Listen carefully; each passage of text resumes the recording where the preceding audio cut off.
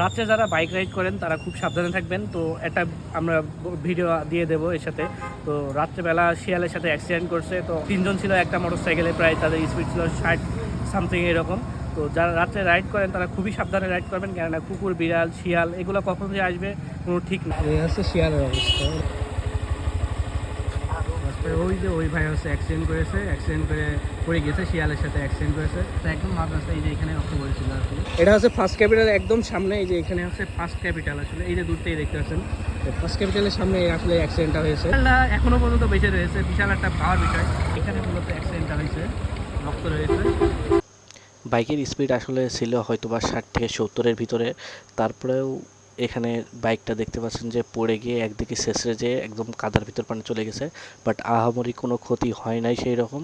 তো আমরা এরপরে হসপিটালে গেলাম তাদেরকে নিয়ে, হসপিটালে যেয়ে তাদেরকে একটু ইমার্জেন্সি দেখিয়ে তারপরে আমরা চলে আসলাম।